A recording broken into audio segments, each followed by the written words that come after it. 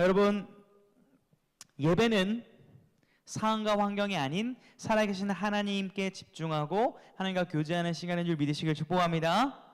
사실 이런 생각을 해보게 됐어요. 초대교회 예배 때 찬송을 부르며 하나님을 예배할 때에 악보가 어디 있습니까? 자막이 어디 있습니까? 그래서 주님을 향한 신앙의 고백을 함께 고백하고 그 소리를 듣고 함께 그 고백과 소리에 어우러지며 하나님의 임재를 경험했던 그 초대교회 예배를 떠올려 보게 되었습니다. 그래서 오늘 자막이 지금 나오지 않은 상황이지만 그것과 상관없이 여러분의 시선이 주님께 또 살아계신 하나님께 오히려 주목되어지는 그런 예배로 승화할 수 있기를 주님의 이름으로 축복합니다. 자, 우리 말씀 제목은 주보에 있으니까 주보가 이래서 있는 거죠. 우리 말씀 제목을 주 제목을 한번 먼저 읽어보겠습니다. 시작. 무감각한 그리스도인은 위험하다. 자, 부제도 한번 읽어보도록 하겠습니다. 시작. 네, 라는 제목으로 우리 하나님의 말씀을 증거하도록 하겠습니다. 자, 우리 옆에 있는 친구들과 인사하도록 하겠습니다. 너 좀 괜찮아? 물어봐 주세요. 시작. 답을 해주시고 지금 벌써 안 괜찮은, 벌써 수면으로 들어가는 고3 친구인데 좀 깨워주시고, 지금 주무시는 건 제 잘못이 아닌데 좀 깨워주시고, 우리 옆 친구에도 이렇게 인사하겠습니다. 너 좀 귀여워. 너 좀 상큼해. 너 좀 착해. 예, 여러분 진짜 여러분 귀엽고 착한 것도 있지만 그러길 바라는 마음으로 인사하는 거예요. 아무튼 축복합니다. 오늘 이런 제목으로 이제 궁금박스 시리즈 설교를 7주간 시작합니다. 여러분 관심 가지시고 기도해 주시고 기대해 주시고 잘 참여했으면 좋겠습니다. 여러분 오늘 제목, 더 이상 아무런 감동도 느껴지지 않을 때 어떻게 해야 되나요? 라는 이 질문, 어떤 질문일까요? 이 질문이 어떤 것인지 먼저 우리가 생각해 볼 필요가 있습니다.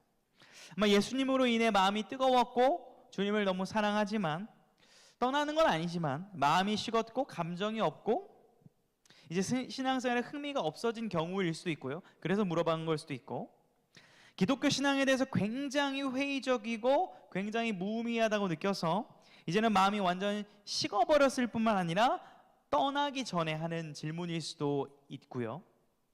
정말 주님을 사랑하는데 내 마음처럼 마음이 뜨거워지지 않아서 그러고 싶어서 한 질문일 수도 있고요. 여러 가지 방향에서 이 질문의 의도를 읽어볼 수 있을 것입니다. 여러분 중요한 것은요, 무엇인가가 느껴지지 않는다, 무엇인가에 감동이 되지 않는다라는 것을 분명히 알 수 있죠. 그런데요, 우리가 짚고 넘어가야 될 게 좀 있습니다. 전제가 있는데 여러분 질문을 드려보도록 하겠습니다. 여러분들이 신앙생활을 잘한다 라는 그 잘한다를 결정할 때 기준이 무엇입니까? 자, 나는 신앙생활을 잘하고 있는가? 한번 속으로 대답해 보세요. 그렇다면 잘한다 못한다 라고 대답했을 때 그 기준은 뭐예요? 한번 생각을 해보시기 바랍니다. 여러분, 내가 가슴이 뜨겁고 찬양 시간에 막 마음이 뜨거워지고 평상시에 막 주님을 생각하면 흥분되어지고 이러면 신앙생활을 무조건 잘하고 있는 걸까요? 잘하고 있는 것일 수도 있지만 아닐 수도 있죠.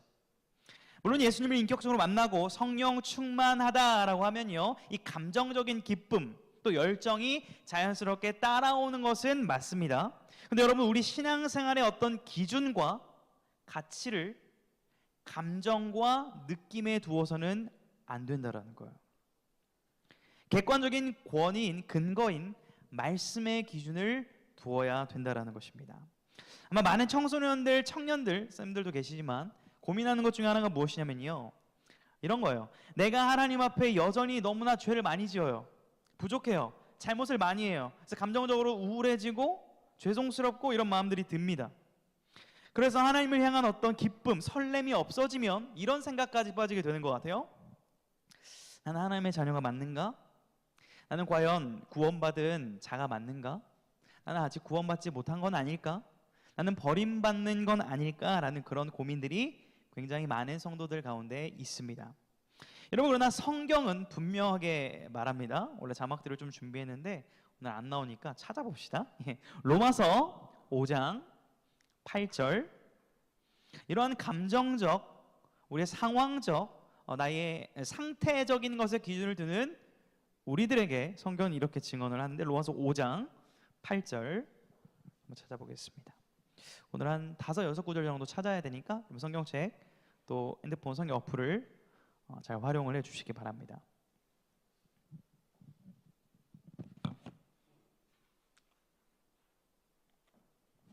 자, 우리 문희호 선생님께서 한번 큰 목소리로 읽어주시면 감사하겠습니다.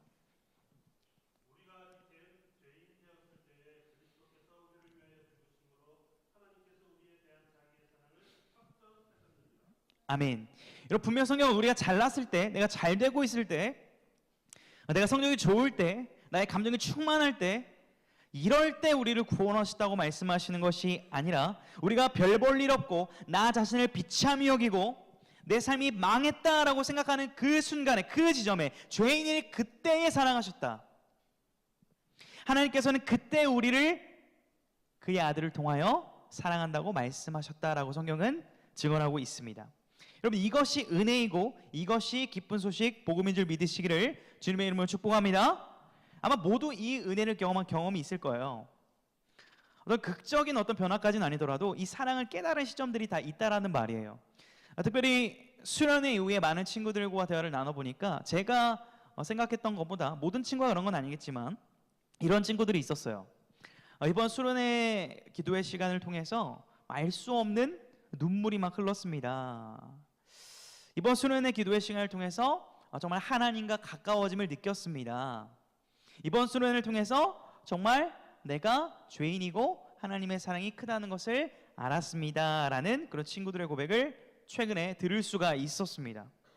그런데요, 아마 그렇게 저에게 얘기했던 친구들의 지금의 마음의 상태가 냉랭할 확률이 99.9%일 겁니다. 심지어 수련회 때 은혜를 받지 못했던 친구라면 지금 여전히 마음에 아무런 감동이 없는 무감동의 상태일 확률이 높습니다.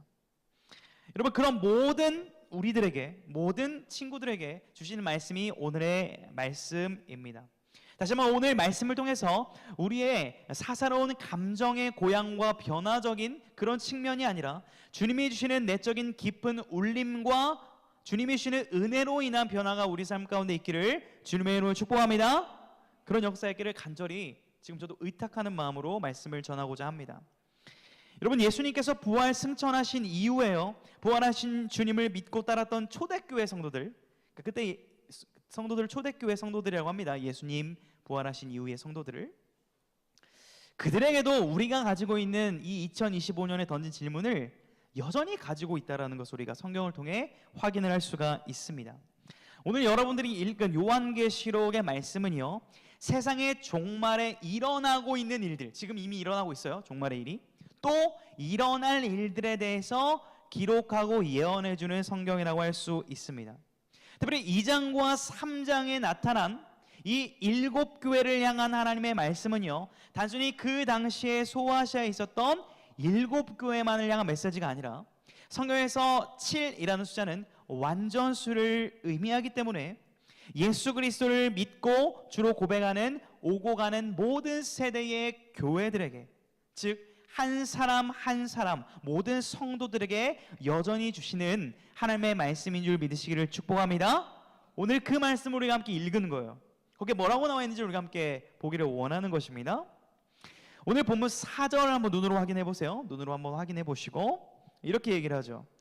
주님의 책망이 있어요. 그러나 너를 책망할 것이 있나니 너의 처음 사랑을 버렸느니라 라고 교회를 책망하십니다. 주님께서 말이죠.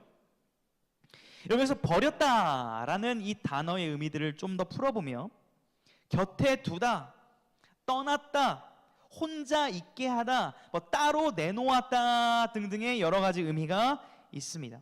그러니까 예수님을 처음 만나서 그때 가졌던 은혜들, 주님을 향한 고백들을 지금 내 마음에 품고 있는 게 아니라 곁에 두고 홀로 두고 이것을 떠나보내는 상태를 주님이 지금 지적하고 계시다는 거예요. 지금 내 마음에 다른 어떤 사랑을 품고 있는 상태를 주님이 말씀하고 계시는 거예요. 지금 주님은 첫사랑을 잃어버리고 아무 감동도 없이 신앙생활하는 교회들을 향하여, 성도들을 향하여 책망하신다는 사실을 우리가 기억할 필요가 있다는 거예요. 그러니까 오늘 왜 감동이 없는 걸까요? 라고 질문하는 친구가 누군지 모르지만 그 친구에게 목사님 개인적 마음으로 같아서는 그냥 우쭈쭈쭈쭈 위로해주고 괜찮아 그럴 수 있어 위로만 해주고 그의 감동이 회복될 때까지 기도만 할게 라는 말만 해줘도 충분할 것 같은데요, 이런 정서적 감정적 위로만 주는 것이 해결책이 아니라고 성경은 말하는 거예요. 책망하고 꾸짖는 것이 있다라는 거예요. 아니 그러면 예수님 너무하신 거 아니에요? 이렇게 질문할 수 있습니다. 우리 주님 사랑의 주님으로 저는 이렇게 너무 알고 있는데 저 이런 고민이 있어서 얘기했는데 책망하신다고요? 약간 기분이 언짢을 수도 있겠습니다. 나름대로 성경도 많이 읽었고 교회도 오래 다녔고 예배도 많이 드렸고 나름대로 노력해서 안 돼서 물어본 건데 혹시 책망한다면 저는 억울할 것 같은데요 라는 마음이 여러분 안에 있을지도 모르겠어요. 그런데요, 지금 이 요한계시록 2장에 나타난 에베소 교회가 책망한 부분만 우리가 함께 읽어서 그렇죠. 이 2장에 보면요 엄청난 교회입니다. 에베소 교회는 칭찬받아 마땅한 것들이 많았던 교회인데요, 여러분 요한계시록 2장 2절을 한번 찾아서 읽어볼까요? 2절, 요한계시록 2장 2절.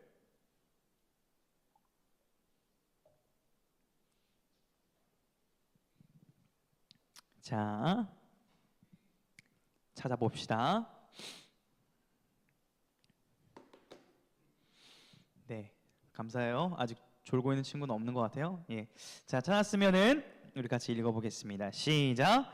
내가 내 행위와 수고와 내 인내를 알고 또 악한 자들을 용납하지 아니한 것과 자칭 사도라 하되 아닌 자들을 시험하여 그의 거짓된 것을 내가 드러낸 것과 내 행위와 수고와 인내를 내가 안다. 주님의 말씀이에요. 교회에서 열심히 예배드리는 거, 봉사하는 거, 찬양팀으로 섬기는 거, 임원 활동을 하는 거, 기도하는 거 다 알고 있다는 거예요. 잘하고 있다라는 거예요. 여러분 만약 이 당시에 에베소 교회에 고3이 있었다면, 물론 그 당시의 고3은 우리의 지금 고3의 입시제도와는 다르지만 마치 그 에베소 교회 고3이 이런 행동을 했다고 한번 상상을 해봅시다. 고3이에요. 근데 예배를 빠지지 않습니다. 매일매일 교회에 나와서 새벽과 밤으로 기도를 합니다. 하루에 성경을 20장씩 읽습니다. 매일 큐티를 합니다. 매일 친구들에게 연락을 해서 교회 나오자고 연락을 합니다. 이렇게 신앙생활을 한다고 해볼게요. 이 친구 어떤 친구입니까? 미친 친구죠. 주님께 정말 엄청난 노력을 하는 거죠. 그리고 그러한 열심이 에베소 교회 가운데 있었다라는 거예요. 우리 그렇게 합니까? 우리보다 훨씬 잘하고 있는 성도들이고 교회라는 거예요. 또 이전에 보면 악한 자들을 용납하지 않았다라는 게 어떤 거냐면 이단들을 분별하고 색출하고 거짓 진리를 쫓아냈다는 겁니다. 그러니까 진리에 대해서 굉장히 잘 알고 있었고 여러분들이 이단을 딱 만나면 그 이단들을 성경적인 논리로 반박해가지고 쫓아낼 수 있을 정도의 엄청난 성경 지식과 교리적 체계를 가지고 있었다는 거예요. 최근에 한 친구가 자 한 친구 일어나세요. 눈 뜨세요. 일어나세요. 고2 남자들 일어나세요. 고3 친구들 일어나세요. 최근에 어떤 친구가 저에게 이런 말을 했습니다. 목사님 이제 길을 가다가 돌을 아십니까를 만나는데 무서워서 도망쳤어요. 이제 이렇게 얘기를 했습니다. 돌을 아십니까? 만나면 어떻게 해야 됩니까? 돌을 아십니까? 물으면 어떻게 해야 돼요? 예, 압니다 라고 해야죠. 무슨 도입니까? 라고 무슨 도라고 해야 돼요? 십자가의 도를 아십니까? 라고 여러분 역으로 물어봐야죠. 그 도를 아십니까? 사람들이 이제 이런 식으로 다가와요. 저한테도 많이 다가와요. 선생님 얼굴이 너무 선하세요. 복 받으실 거예요. 그런데 복이 막혀 있어요. 딱 이러는 거죠. 그럼 어떻게 풀어야 돼요? 이렇게 하면 어떻게 하냐면 정성을 들여야 됩니다. 정성을 어떻게 들여야 되는데요? 제사를 지내야 됩니다. 제사를 어떻게 지내야 되는데요? 돈을 내시면 그 돈만큼의 정성상을 차려서 낸 만큼 복을 받을 겁니다 라고 이렇게 합니다. 완전 사이비죠. 여러분 이런 것들을 제가 이렇게 가르쳐주지 않아도 이미 여러분이 알고 있어서 이단 오면 하나님의 교회 딱 오면 어머니 장길자 하나님 이단이잖아요. 통일교 이단이잖아요. 성경적으로 반박할 지식이 있었다는 거예요. 교육을 잘 받았다는 거예요. 그런 교회의 성도들이라는 겁니다. 적어도 저를 포함한 여기 있는 우리보다는 열심히 있었던 것 같아요. 그런데요, 그런 그들에게 주님께서는 지금 첫사랑을 잃었다라고 책망하신다는 거예요. 그런 그들에게 굉장히 날카롭게 진단하시고 책망하시는 거죠. 주님께서는요, 우리 안에 있는 너무나 그 작은 동기와 생각까지도 선명하고 분명하게 알고 계신다는 거예요. 숨길 것이 없다라는 거예요. 자, 그럼 여러분에게 질문을 하겠습니다. 고개를 들라 고3 남자 고개를, 제가 봤을 때 1시간밖에 안 잔 것 같아요. 이제 이번까지만 깨우고 안 깨우겠습니다. 얼마나 힘들겠어요? 질문을 하겠습니다. 여러분은 예수님을 진정으로 사랑하십니까? 다른 표현으로 질문할게요. 여러분은 주님을 생각할 때, 주님께 예배할 때 마음 가운데 기쁨과 감동이 있으십니까? 좋습니다. 물론 이 감동은 앞서도 말했지만 꼭 눈물이 나야 하거나 어떤 감정적 흥분이 일어나야 되는 감동을 말하는 것은 아니에요. 근데 우리는 스스로 알고 있습니다. 어떤 거요? 내가 정말 주님을 사랑하고 있는지, 그렇지 않은지 누구보다 스스로가 잘 알고 있습니다. 여러분, 죄송하지만 주님을 사랑하고 있다면요, 자연스럽게 여러분의 마음 가운데는 작은 것이라도 기쁨과 감사가 있을 거예요. 그러나 주님을 사랑하고 있지 않다면 점차 형식과 껍데기만 남고 마음의 기쁨과 감동이 사라질 수 있다는 거예요. 성경은 이를 계속해서 경고하는데요, 이건 제가 읽어드릴게요. 디모데후서 3장 5절에 이러한 말씀이 있습니다. 경건의 모양은 있으나 경건의 능력은 부인하니 이 같은 자들에게서 내가 돌아서라. 심지어 사도 바울은요, 형식과 모양만 갖추고 중심과 내면의 진실함을 부인하는 자들에게서 돌아서라 라고까지 영적 아들 디모데에게 권면하고 있다는 거예요. 그러면요, 지금까지 여러분이 긴 시간을 저와 함께 잘 따라왔는데, 결국 그렇다면 마음의 감동이 없는데 어떻게 해야 될까요? 라는 그런 핵심 질문에 대한 처방과 답은 무엇일까요? 결국 오늘 성경에도 그것이 있습니다. 우리 요한계시록 2장 5절 다시 한번 읽어보도록 하겠습니다. 요한계시록 2장 5절입니다. 시작. 그러므로 어디서 떨어졌는지를 생각하고 회개하여 처음 행위를 가지라. 만일 그리하지 아니하고 회개하지 아니하면 내가 내게 가서 내 촛대를 그 자리에서 옮기리라. 그러므로 내가 이러한 고민과 염려들과 생각들과 아픔이 있다면, 내가 이러한 문제들이 있다면, 그러므로 이렇게 해라 라고 말씀하시는 거죠. 어디서 떨어졌는지를 생각하라 라고 말씀하십니다. 그리고 어디서 내가 떨어져 나간지를 생각했을 때 그것을 발견했다면 그것을 회개하고 처음의 행위를 가지라 라고 주님께서 분명히 말씀을 하십니다. 만약 그렇게 안 하면 어떻게 될까요? 그렇게 안 하면 촛대를 그 자리에서 옮기신다라고 엄중하게 말씀하시는 거죠. 이 말씀에 대해서 반응하는 것이 우리가 해야 될 책무라는 거예요. 오늘 이렇게 권면하시고 사랑으로 돌이키기를 원하신다는 이 초청의 말씀에 반응하는 것이 우리가 해야 될 책임이라는 겁니다. 어디서부터 떨어졌는지를 생각하지 않고 그대로 냅두잖아요. 그럼 어떤 단계가 되냐면, 처음에는 나만 알고 남이 모르는 죄를 짓다가 점차 어떻게 되냐면 나만 모르고 남은 다 아는 이상한 사람이 되어 있습니다. 이것을 생각하지 않고 점검하지 않고 회개하지 않으면 그러한 영적 괴물이 될 수 있다는 사실을 여러분이 경계해야 되는 거예요. 여러분, 성경에서 가장 유명한 인물 중 한 명이 누구죠? 제가 좋아하는 인물이기도 한데 누구죠? 누가 있을까요? 다윗. 어떻게 하셨어요, 선생님? 제가 제일 좋아하는 인물인 거. 다윗 제일 좋아하세요? 다윗파시군요. 예. 좋습니다. 여러분, 다윗이 굉장히 인기가 많은 인물 중 하나인데, 어느 날 다윗 삶에 평안함이 찾아왔습니다. 이 평안함이 그냥 찾아온 건 아니에요. 엄청 고생했어요. 진짜 광야에서 쫓겨가면서 막 죽을 뻔한 적이 너무 많아요. 여러분들이 겪고 있는 어려움도 있지만 이것과는 비교가 안 됩니다. 정말 오래 고생했고 정말 오랜만에 찾아온 평안함이었어요. 그것을 만끽하고 누리는 그 찰나에 다윗의 영적 시선과 분별력이 조금씩 희미해져 가는 것을 그는 알아채리지 못했습니다. 그러다 어느 날 밧세바를 발견하게 되고 우리아의 아내였던 자신의 신하의 아내를 탐하게 됩니다. 거기서 멈출 수 있었지만 다윗은 그 자신의 부하였던 우리아를 전장의 최정방으로 보내서 그를 죽게 만들고 나서도 그것을 깨닫지 못했어요. 우리가 잘 아는 그 하나님의 마음에 합한 자라고 얘기했던 다윗조차도 그의 영적인 눈과 분별력이 희미해져 갔다라는 거예요.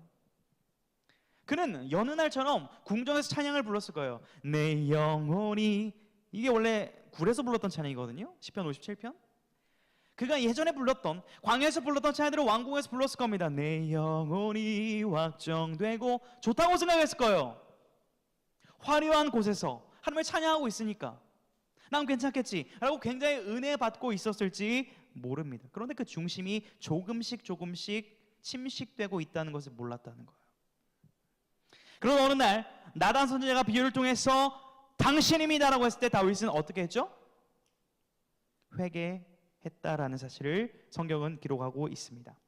그때 철저하게 회개했던 기록이 시편 51편의 내용인데 우리 한번 찾아보겠습니다. 시편 51편 한번 찾아보시고 9절부터 12절까지 4절 한번 읽어보도록 하겠습니다.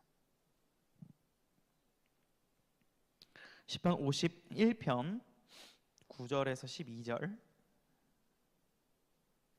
4절이니까요. 저랑 교독으로 읽겠습니다. 제가 9절, 여러분 10절. 주의 얼굴을 내 죄에서 돌이키시고 내 모든 죄악을 지워 주소서.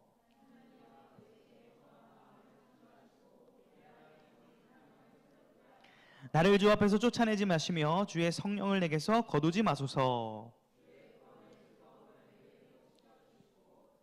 심령을 주사 나를 붙드소서. 아멘. 다윗은요, 자신이 어디서부터 떨어졌는지를 정확하게 생각했어요. 생각하고 그 지점에 있었던 죄악들을 회개하여 처음 행위를 가지기 시작했던 거예요.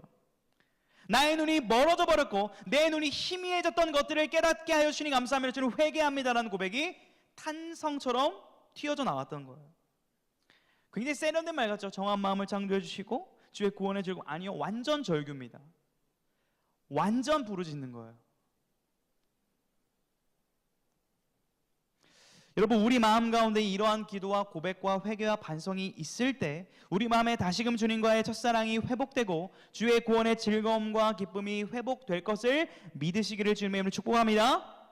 상황과 환경이 바뀌어서 마음의 기쁨이 넘쳐나는 게 아닙니다. 비록 초라한 모습일지라도, 더 내 상황은 안 좋아질지라도 내 마음 가운데 주님을 향한 그 순도 높은 고백이 진해질 때 우리의 마음은 기쁨과 감사로 충만해지게 되어 있는 거예요. 여러분, 다시 한번 여러분 도전합니다. 회개를 잃어버린 신앙은 죽은 신앙입니다. 분명 여러분은 하나님의 은혜로, 예수 그리스도의 십자가의 대속의 은혜로 그것을 받아들이기만 하면, 믿기만 하면 구원을 받는 줄 믿으시기를 축복합니다. 이것이 우리에게 복음이에요. 그런데요, 그 은혜와 사랑을 깨달은 사람은 반드시 리액션하게 돼 있어요. 반응하게 돼 있어요. 하나님과 나 사이에 어떤 방해물, 하나님과 나의 관계를 막는 어떤 것이 있다면 그것에 대해서 반응하게 되어 있다고요. 여러분, 내가 정말 사랑하는 사람이 생기면요, 여러분 사랑을 해봤겠지만 내가 정말 사랑하는 사람이 생기면 그 사람과 함께하고 싶고 연락하고 싶죠. 만약에 나의 남자친구, 여자친구가 나보다 내 친구와 더 연락을 많이 하고 나를 만나는 것보다 내 친구와 더 많이 만난다면 그걸 용서할 수 있어요, 없어요? 있다면 아마 그 사람을 별로 안 좋아할 확률이 높을 거예요. 아마 그렇습니다. 모든 사람이 그렇지 않겠지만, 여러분, 하나님과 나 사이에 교제를 막는 수십 가지, 수백 가지가 있는데 아무렇지도 않다? 반응도 없다? 이거 뭔가 잘못됐다라는 거예요. 그것이 결국 우리의 마음을 쉽게 만들고 차갑게 만들고 완악하게 만들어갈 수도 있다는 사실을 우리는 경계해야 된다는 것입니다. 그럼 목사님이 20대 초반에 하나님을 사랑했던 시절이 있습니다. 물론 지금도 사랑하지만 정말 사랑했던 시절이 있어요. 정말 24시간 찬양하고 기도하고 말씀 보고. 20대 초반에 제가 어떤 생각까지 했냐면 좀 교만했습니다. 제가 봤을 때 그래서 치신 것 같기도 한데 이런 생각까지 했습니다. 전 세계의 20대 초반에 있는 모든 크리스찬 청년 중에 나보다 주님을 사랑하는 사람이 있으면 나와보라고 해봐라는 마음까지 있었어요. 조금 교만했던 것 같아요. 그땐 진심이었습니다. 늘 공부하고 캠퍼스에서 전도하고 말씀 보고 기도하고 또 공부하고 사람 만나고 기도하고 계속 그렇게 24시간을 잠자는 시간 빼고는 그렇게 지냈습니다. 그런데요, 그 당시에 제가 저희 서초구 방배동에 살았었거든요. 서울에. 전주에서 이제 서울로 상경을 해서 인서울 했죠. 나름 인서울. 대학 생활을 하는데 제가 고시원에서 살았습니다. 재정적인 어려움으로. 고시원에 살았는데 그 창이 없어요. 창문이 없고 정말 한 명이 딱 누우면은 꽉 차는 딱 그런 고시원에서 제가 2년을 살았습니다. 그런데 모든 사역들을 감당하고 방에 들어오면 정말 어두컴컴하고 정말 습하고 정말 그 답답한 그 공간에 제가 무엇을 하기 시작했냐면 주님을 찬양하다가 무엇을 하기 시작했냐면 핸드폰을 열고 컴퓨터를 열어서 음란물을 보기 시작했습니다. 한두 번. 근데 성령 충만했기 때문에 한 번 죄를 짓고 나서 거의 일주일을 울면서 회개했어요. 그런데 그 다음에 봤을 때는 5일 정도 울다가 그 다음에 봤을 때는 3일 정도 울다가 그 다음 봤을 때는 하루 정도 울다가 그 다음 봤을 때는 계속 보고 있는 저를 발견하게 됐어요. 그러다 이런 기도를 했습니다. 하나님, 저 하나님 분명 사랑한다고 말하는데 반복적인 죄를 짓고 있는데 어떻게 해야 되죠? 제 마음에 점점 이 간절함과 순수함이 사라진다. 어떻게 하면 좋죠? 도와주세요라고 그렇게 기도가 나오게 하셨어요. 너무 감사하게. 그런데요, 저는 제가 그 죄를 끊을 수 있을 줄 알았어요. 제가 제 능력으로. 근데 안 되더라고요. 주님이 어떤 처방을 주셨냐면 갑자기 제 온몸에 종기가 나고 손에 진물이 나고 제 입으로 차마 말할 수 없는 몸의 신체 일부가 허물어지기 시작했어요. 썩었어요. 예. 그래서 아예 몸에 손을 댈 수 없는 상태로 약 한 달 동안 음란물을 보지 못하게 되는 상태로 고시원에 있었어요. 그때 저는 부모님께 전화를 할 수 없었습니다. 혼자 고시원에 누워서 아무도 찾아오지 않고 아무도 저에게 약을 가져다 줄 수 없는 그 상태로 누워서 기도만 했어요. 하나님, 죄송합니다. 근데 하나님 감사합니다. 저를 버리지 않으셨군요. 이렇게라도 죄를 끊어낼 수 있도록 도와주신다고요? 감사합니다라는 그 작은 공간에서의 뜨거운 주님을 향한 고백이 회복됨을 경험하게 하셨어요. 여러분 혹시 마음에 감동과 기쁨이 없으십니까? 그렇다면 우리는 하나님을 진짜 사랑하지 않을 수도 있습니다. 혹시 하나님을 다시 사랑하기를 원하십니까? 우리 안에 도사리고 있는 우상들을 발견하도록 노력하고 기도하십시오. 그리고 철저히 하나님과 나 사이에 얼굴을 가로막고 있는 장애물들을 치워내시기 시작하시기 바랍니다. 그때 하나님이 부어주시는 순도 높은 그 사랑과 은혜로 말미암아 여러분의 마음 가운데 주님이 주시는 기쁨과 감사가 넘쳐나게 될 것을 믿으시기를 축복합니다. 여러분, 우리가 하나님의 자녀는 사실은 변함이 없습니다. 이것은 하나님의 은혜입니다. 그러나 하나님의 자녀라면요, 아버지 앞에 나의 부족함과 연약함을 고백하고 아버지께 도움을 요청해야 된다는 거예요. 성장의 과정이 있다라는 거예요. 성장통이 있다라는 거예요. 저는 오늘 이 말씀을 통해서 성령께서 여러분의 마음 가운데 회개의 영을 부어주시고 내가 미처 몰랐던 교만함, 내가 미처 몰랐던 안일함, 내가 미처 몰랐던 스스로 할 수 있다고 생각했던 모든 그러한 주님 앞의 죄악들을 발견하고 어디서 떨어졌는지를 확인하고 그 지점을 회개함으로 말미암아 성령님이 주시는 기쁨과 감사가 넘쳐나는 역사가 여러분의 신령 가운데 있기를 주님의 이름으로 축복합니다. 주님께서 그렇게 하실 것을 믿습니다. 우리 함께 찬양하며 나아가겠습니다. 우리